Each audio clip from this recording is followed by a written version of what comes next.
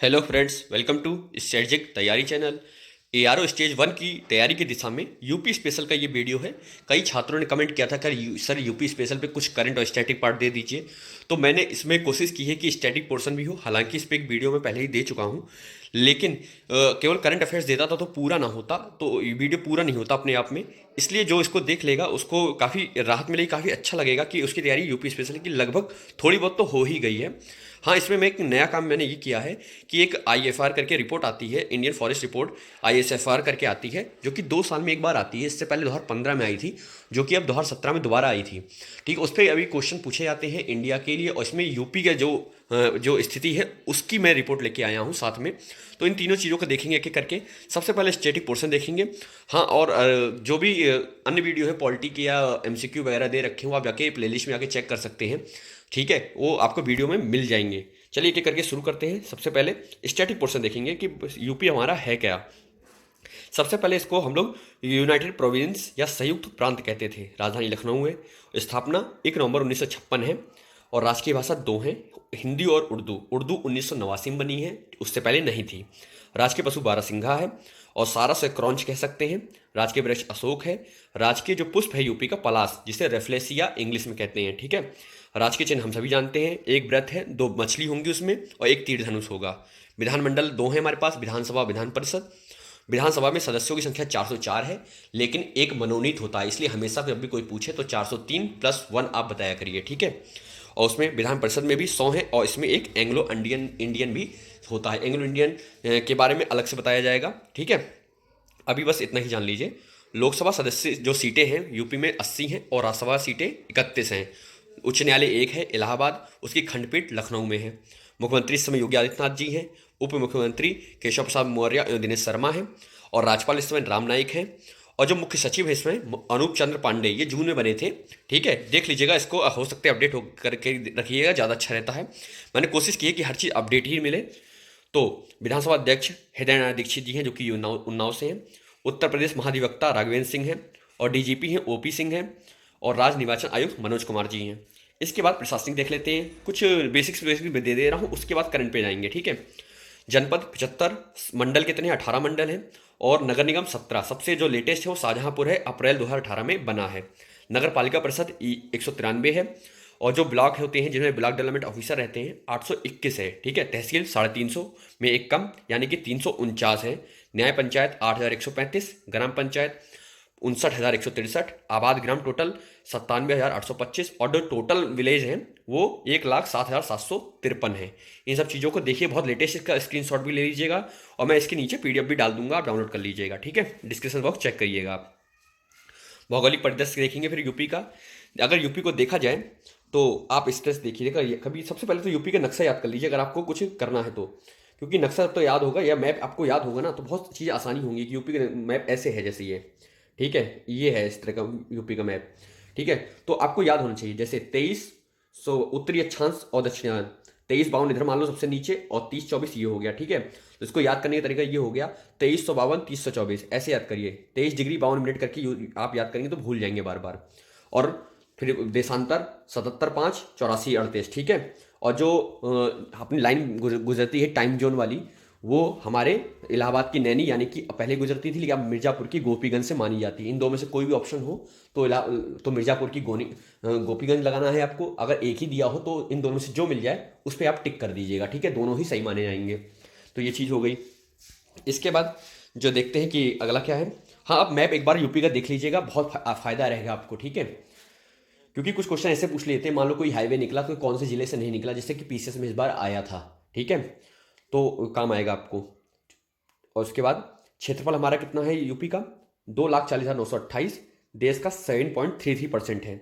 और जो सबसे ज़्यादा क्षेत्रफल है खीरी, जो कि लखीमपुर के पास पड़ता है, 7,680 किलोमीटर है। सबसे छोटा हापुड़, जो कि दिल्ली के पास पड़ता है। और प्राकृतिक विभाजन किया जाए, नेचुरल डिस्ट्रीब्यूशन किया जाए, तो सबसे पहले भामर एवं तराई क्षेत्र आते हैं। मैदानी क्षेत्र आते हैं, दक्षिण के पठार और पहाड़ आते हैं। जैसे हिमालय से लगे हुए भावर होता है, फिर तराई होता है। भामर को है या भावर को, बात एक ही होती है। फिर मैदानी क्षेत्र बीच का हो गया, नीचे पहाड़ और पठार, जैसे बुंदेलखंड और विंध्याचल वगैरह होते हैं। ठीक है, ये चीज़ें हो गई।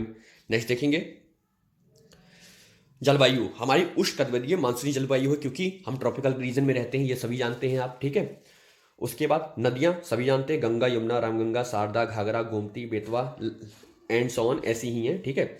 सीमावर्ती राज्य कितने हैं? टोटल 9 राज्य हैं। ये इस बार पीसीएस में क्वेश्चन पूछा गया था, सर आरओ में भी शायद पूछा गया था कि पीसीएस में पूछा गया था, लेकिन जल्दी में ही लोगों ने 8 इसका आंसर लगा दिया था। इस चीज का आप याद रखिएगा, अगर राज्य पूछा जाए तो 8 आंसर होगा, अगर टोटल पूछा जाए तो 9 होगा, क्योंकि दिल्ली राज्य नहीं है, केंद्र शासित प्रदेश है। इस चीज में कंफ्यूजन बच्चों को हो जाता है और आते आते ही गलत हो जाता है, इस चीज का ध्यान रखिएगा, ठीक है।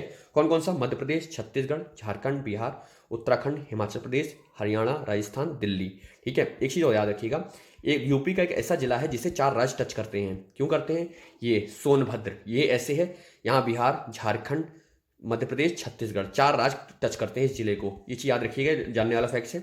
और यूपी को जो सबसे ज्यादा टच करने वाला राज्य है वो है एमपी, ठीक है। ये दूसरी चीज हो गई।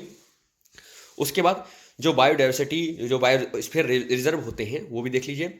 सबसे पहले दुधवा करतनिया घाट था, करतनी घाट होता 1987-88 में इसकी स्टेब्लिश हुआ था, और इसका क्षेत्रफल 1093.79 वर्ग किलोमीटर है, क्षेत्रफल है, ठीक है, किलोमीटर स्क्वायर के जिसे कहते हैं। कार्बेट का बफर, मतलब जो कि कार्बेट तो हम जानते हैं उत्तराखंड में जो बफर एरिया जो पड़ता है, और बीच का एरिया पड़ता है यूपी और उत्तराखंड में, अमनगढ़ है 2012 में 80 वर्ग किलोमीटर, छोटा सा है। पीलीभीत में भी है 1074 2014, ठीक है। तो ये चीज़ हो गई। एक ही राष्ट्रीय उद्यान है दुधवा राष्ट्रीय उद्यान, जो कि लखीमपुर में है, खीरी में है, 77 में था, 490 वर्ग किलोमीटर। रामसर नमभूमि, रामसर वेटलैंड होता क्या है?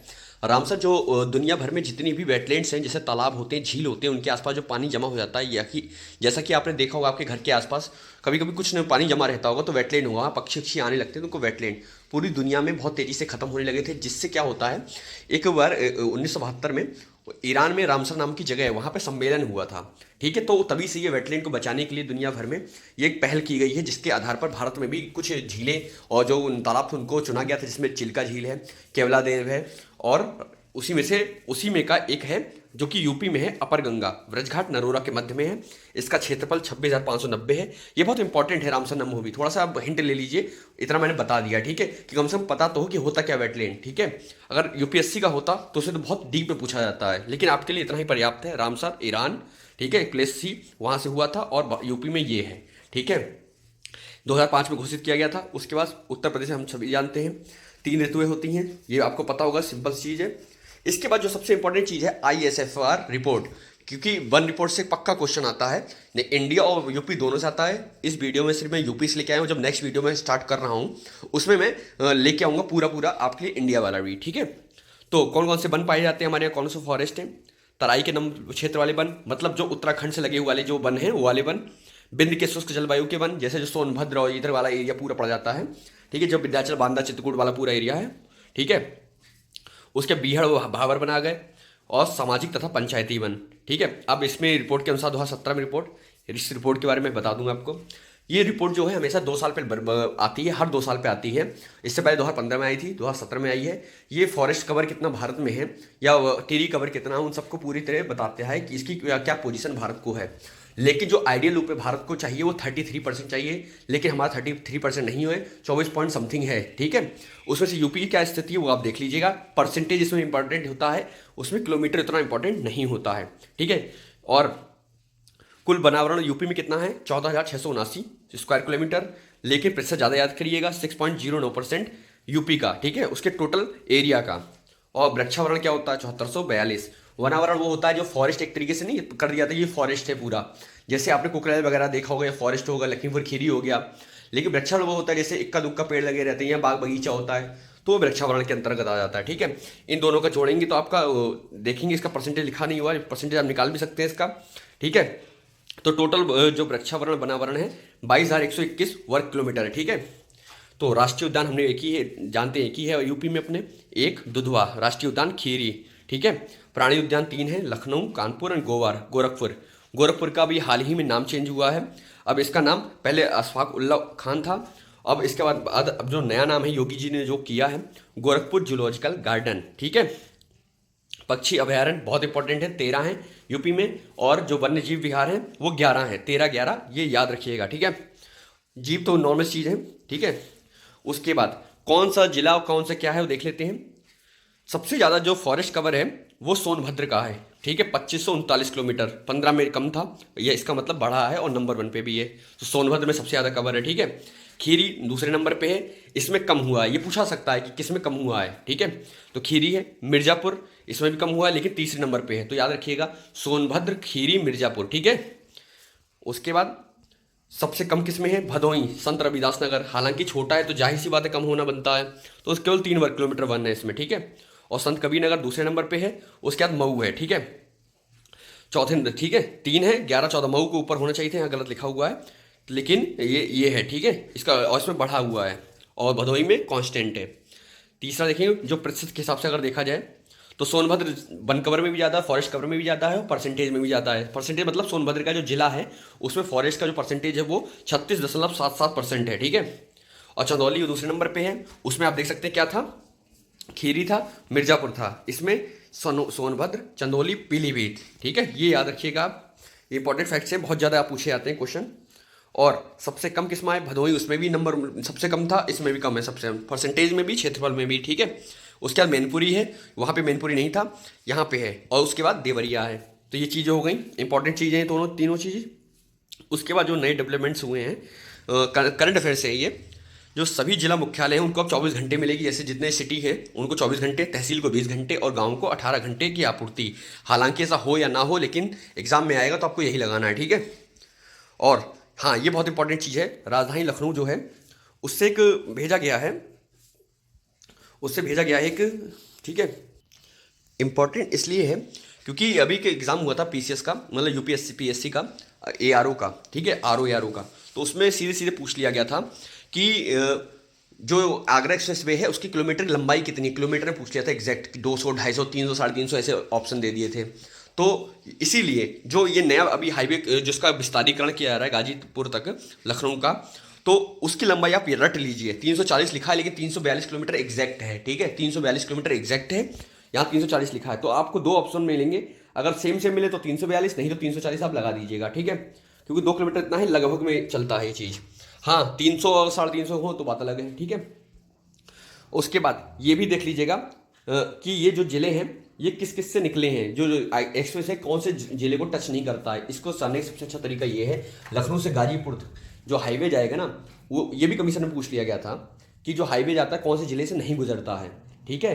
तो अगर आपको मैप याद है तो मैप यूपी का पक्का देख लीजिएगा, बहुत काम आता है वहाँ पे तुक्का मारने में, ठीक है। उसके बाद स्मार्ट सिटी कौन कौन सी हैं? लखनऊ, कानपुर, वाराणसी, झांसी, अलीगढ़, इलाहाबाद, मुरादाबाद, बरेली, सहारनपुर, टोटल 10 सिटी हैं, ठीक है। उसके बाद मेट्रो ट्रेन सेवा जो लखनऊ में है, अब इसके बाद कानपुर, आगरा और मेरठ में डीपीआर मतलब फर्स्ट इनिशिएट हो गया है। उसके बाद अब गोरखपुर, वाराणसी, इलाहाबाद में भी तैयारी चल रही है, ठीक है। ये याद रखिएगा, कानपुर, आगरा, मेरठ में, उसके बाद गोरखपुर, वाराणसी, इलाहाबाद। और स्वच्छता मिशन में शौचालय निर्माण में प्रदेश अव्वल रहा है, ये चीज़ बहुत इंपॉर्टेंट हो जाती है। ग्रामीण क्षेत्र में 33,65,007 बने हैं, ठीक है, और दोगुना है पिछली बार से। और प्रदेश के 75-83 गाँवों को संकल्प बस सेवा, इसमें पता कैसे क्वेश्चन पूछा जाएगा, ऐसी कौन सी बस सेवा की गई है यूपी में जो गाँवों को शहरों से जोड़ती है, तो सीधी सीधी संकल्प बस सेवा, या ये भी पूछ सकते हैं, ठीक है। इसके बाद कैलाश मानसरोवर भवन स्थापित कहाँ पे? गाजियाबाद में, अर्थला जगह, ठीक है। और 17वीं विधानसभा के जो अध्यक्ष हैं हृदय नारायण दीक्षित जी हैं, उन्नाव से निर्वाचित विधायक हैं। योग महोत्सव इंदिरा गांधी प्रतिष्ठान लखनऊ 2017 का ही है। उत्तर प्रदेश की विधानसभा के नेता प्रतिपक्ष श्री अहमद हसन, 17वीं विधानसभा के नेता प्रतिपक्ष राम गोविंद चौधरी, ठीक है। विधान परिषद विधानसभा याद रखिएगा, कैलाश मानसरोवर अनुदान 1 लाख हो गया है, डबल हो गया है पहले से। प्रोटेम स्पीकर श्री फतेह बहादुर सिंह, ठीक है। उसके बाद मुख्यमंत्री हम जानते हैं इनका नाम अजय सिंह बिष्ट है, व्यक्ति के क्रम में 21वें, क्रमानुसार 32वें, ठीक है। वैसे क्रम है 32वां, व्यक्ति के रूप में 21वें हैं, ठीक है। उसके बाद 17वीं विधानसभा में जो सबसे वरिष्ठ नेता हैं वो आजम खां हैं, 9वीं बार विधायक बने हैं, और रामपुर से हैं, वो आप जानते ही हैं। महिला विधायक टोटल 42 निर्वाचित हुई हैं। योगी सरकार में एकमात्र मुस्लिम मंत्री मोहसिन रजा हैं। और कौन कौन से नाम परिवर्तित किए हैं, ये नाम परिवर्तन का पूछा जा सकता है। विकलांग कल्याण विभाग का दिव्यांगजन सशक्तिकरण विभाग, जहां विकलांग दिखे वहां दिव्यांगजन कर लीजिए अपने आप, कल्याण सशक्तिकरण, ठीक है। गोरखपुर वायुसेना स्टेशन, महायोगी गोरखनाथ हवाई अड्डा, आगरा हवाई अड्डा का पंडित दीनदयाल उपाध्याय हवाई अड्डा, मुगलसराय स्टेशन का चेंज हुआ, वो भी आपको याद होगा, ठीक है। अन्य तथ्य क्या है? हाँ, ये देख लीजिए, लेकिन ये इंपॉर्टेंट उतना अब नहीं रह गया है, ठीक है, क्योंकि 2 साल हो गए अब। हाँ ये देखिए, उत्तर प्रदेश पर्यटन दिवस 14 जनवरी को होता है, ये पूछे जाते हैं अक्सर। उत्तर गौरैया दिवस ये बहुत बार पूछा गया है, खासतौर से पीसीएस और आरओ का, तो मतलब यूपीपीएससी का तो बहुत इंपॉर्टेंट क्वेश्चन है। 20 मार्च, 22 मार्च, 22 अप्रैल, जल दिवस, पृथ्वी दिवस, गौरैया दिवस, ठीक है, ये बहुत पूछे जाते हैं। और 24 जनवरी है उत्तर प्रदेश दिवस।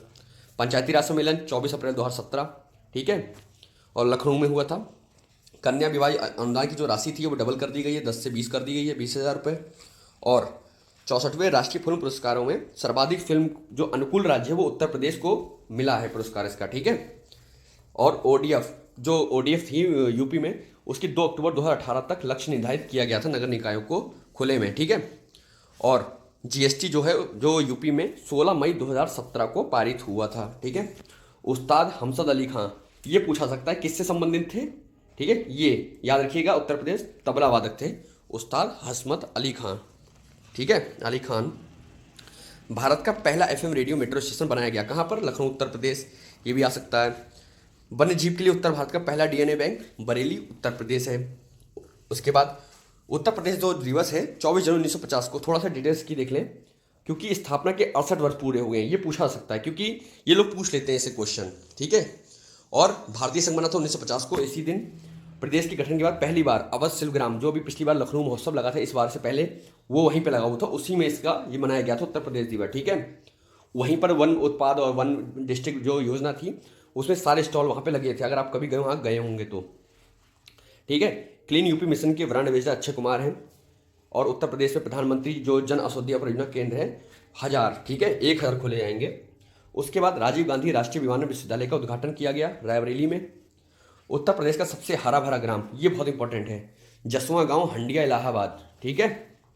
उत्तर प्रदेश के सिफा स्थित का नाम, जो स्पोर्ट्स कॉलेज जो अखिलेश जी ने बनवाया था, उसका नाम अब मेजर ध्यानचंद स्पोर्ट्स कॉलेज हो गया है। राज्य की सरकार ने पर्यटन सूची से उत्तर प्रदेश सरकार जो है उसने ताजमहल को हटा दिया है। अभी ये क्वेश्चन कल आरओ के एग्जाम में आया था कि किसको, जो हृदय योजना है उसके तहत अगर कौन से जो जिला है उसको बाहर किया गया है, ठीक है। तो ताजमहल से आप लिंक कर सकते हैं। उसके अलावा सबसे ज़्यादा बंदूक का जो लाइसेंस है इंडिया में किसी राज्य के पास, तो उत्तर प्रदेश सबसे ज़्यादा है, ठीक है। उत्तर प्रदेश में कछुआ गणेश थी, ये भी इंपॉर्टेंट है, इलाहाबाद। तीर्थ स्थल घोषित किया गया किस स्थल को? वृंदावन, बरसाना, मथुरा में, ठीक है। ओलंपिक खेलों में पदक जीतने उत्तर प्रदेश के जो खिलाड़ी हैं उनको कितने कितने रुपये दिए जाएंगे? जो स्वर्ण पदक भी जीतेगा उसको 6 करोड़, रजत और कांस्य को 4 करोड़ व 2 करोड़, ठीक है, 6 4 2 ऐसे याद करिएगा बस। और एनसीआर में जो अभी नया जिला शामिल हुआ है वो शामली है। और पहला भारत का राजनीति प्रशिक्षण केंद्र गाजियाबाद में खोला जाएगा, ठीक है। उत्तर प्रदेश में गीता शोध संस्थान मथुरा में स्थापित किया जाएगा। और ये इंपॉर्टेंट नहीं है बिल्कुल भी। तो इस तरह से हमने कुछ क्वेश्चन देखे हैं आज ये यूपीएससी सेल का लेके आया था। नेक्स्ट वीडियो में पूरी जीएस का रिवीजन हम लोग करेंगे एक एक करके। Thank you very much for watching this video.